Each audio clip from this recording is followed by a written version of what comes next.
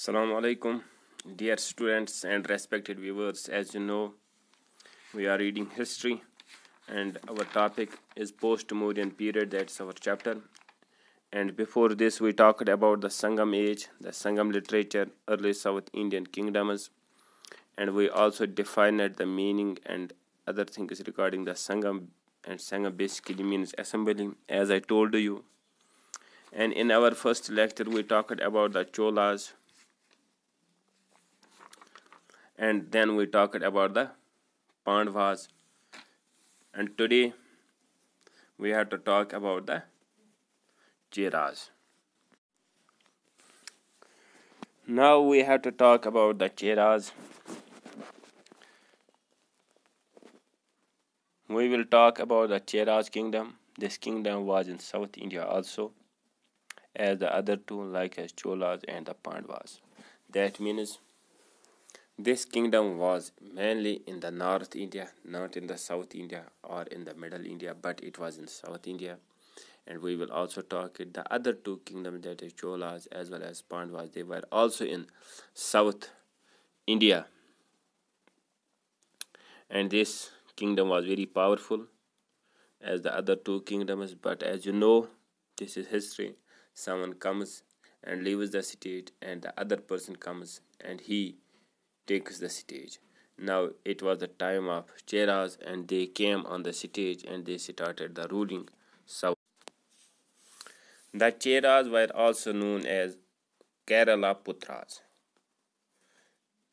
If we will go a little bit deep, Kerala, then Putra. If we will divide this word into the two words, then we will get Kerala Putras. Kerala is presently a state of South India. Thiruvananthapuram is its capital. Kanyakumari is a city of Kerala, which is the present state or states of Kerala. They ruled the Malabar Coast. Their capital was Vanji. That means these people, Cheras, were ruling in South India and especially in Kerala, and they were ruling near a coastal city. In other words, that would be a port in those days. As it is also written on our book, they ruled the Malabar Coast, part of Kerala and Cochin. The capital city of Chera kingdom was Vanji. Nendun, Cheraladan and Sengutturan were the most powerful kings of this kingdom. And once it is said that Nendun captured a fleet of Roman ships from the coast of Malabar. That means when you are living on the highway, simply it is easy for we people to go anywhere or to have trade with the other villages, towns or cities. Same was the case with these people, as they were living on the coast at that time. The trade was going through the sea routes, and Cheras also had close commercial relations with the Roman Empire. After 2nd AD, the Chera power declined rapidly. That means this power now came to an end. But we have to read something about these three kingdoms in general. This is only our second lecture of this chapter. We read about the Cholas, the Pandavas, and now the Cheras, but we have not talked about the life of the people, administration, trade, religion, and many more other things. Now we have to discuss about them also. And one among them is life of the people, what kind of life they were living at that time and where they were living, whether it was mainly in towns or it was mainly in villages, whether their living was based on agriculture or it was based both on trade, agriculture and commercial life. Now we have to talk about that. On the other thing, we have to also discuss about their daily lives, their routine, food items, their culture and other things. People led a simple way of life. They lived both in villages and towns. That means they were living both rural as well as urban life. People of towns were engaged in trade simply as we have seen in the modern times also. We are having the people living in towns, they are engaged in the trade, and those people who are living in villages, they are busy in the agriculture as well as in horticulture. But at that time there was no horticulture, there was only agriculture. As we all know, the different people who belong to the different fields, as in the modern times also, like as music, dance, poetry, and recitation were the main recreational activities. That means musicians, dancers, poets, they were also found in that time in these kingdoms. Now, what was their food? What they were eating? What was their main food? Routine food? They ate food that consisted of meat, fish, curd, and rice. Seafood was also popular among the people.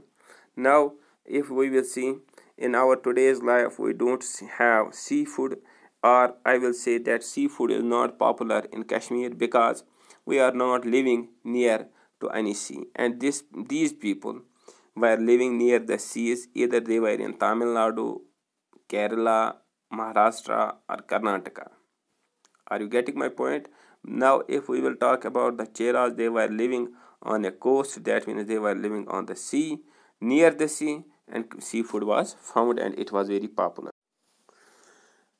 Now, administration, very easy to understand, and it is very simple.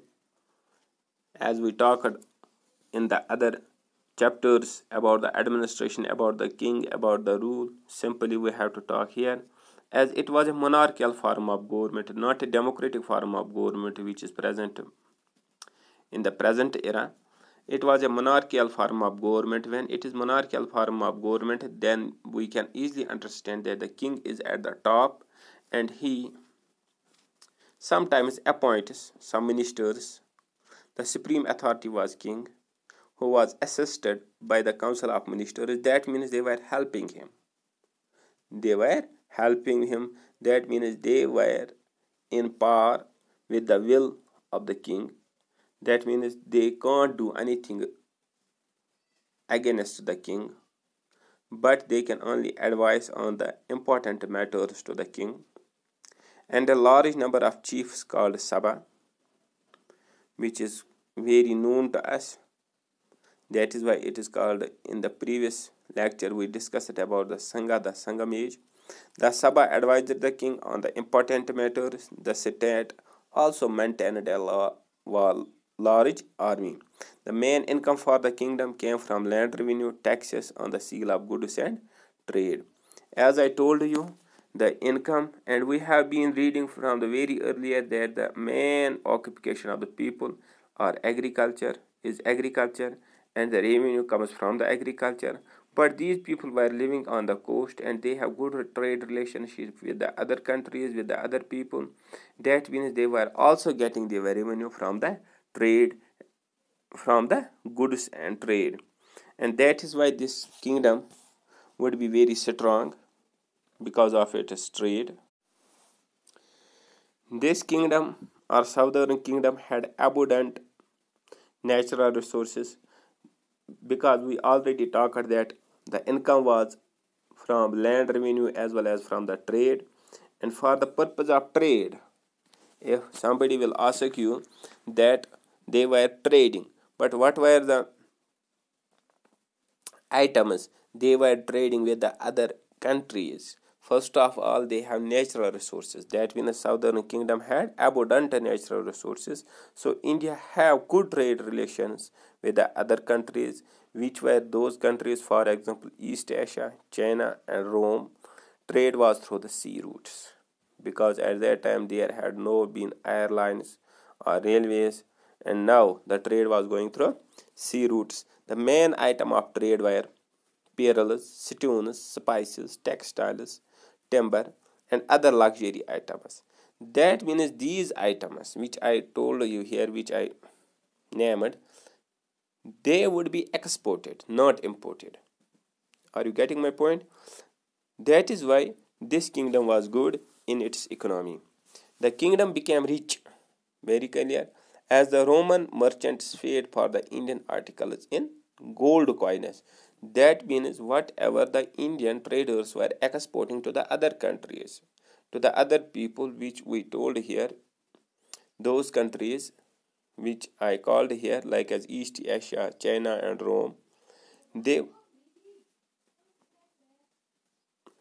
were having trade with India in the gold coins. That means the Indians or the South Indians were exporting the items, but on the other hand they were taking the gold coins. For example, we are going to any shop, we are giving him money and he is giving us, we are purchasing an item through money,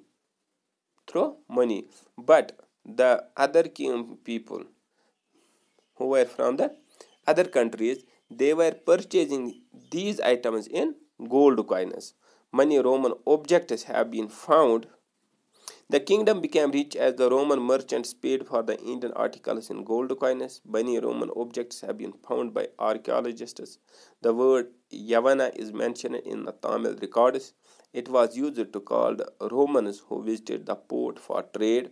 That means Romans, the people of Rome, they used to come and visit. They used to come here for the trade. They used to visit India for the purpose of goods and items.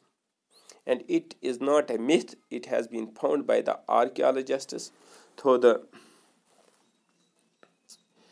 excavation is a process which is done by the archaeologists, in which they dig a place with the sophisticated technology as well as sophisticated methods, through which they found, if they found anything that is the proof of the ancient people or civilizations or of any ancient trade or of any other incident. And by this process, archaeologists have found there in South India near Pondicherry some objects which give us a proof that these people have a good trade relation with the Romans. That means the people of Rome.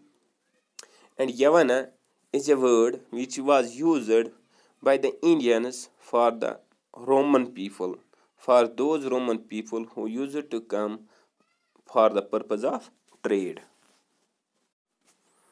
As you know, we are generally discussing the life of the people, the administration, trade, and when we are generally talking talking about the people, their lifestyles, then religion is one important issue, one important matter of everyone's life in the present age as well as in the ancient age. So this topic have an importance every time, and every time it is discussed. If we are reading any society, then we are also discussing their religion. And when we are talking about this kingdom, these kingdoms like as Pandava, Chola, Cheras, and we have to discuss also about their religion. Main religion, sorry, I have written here WAD, but it is WAS. Main religion was Hinduism, as it is very clear.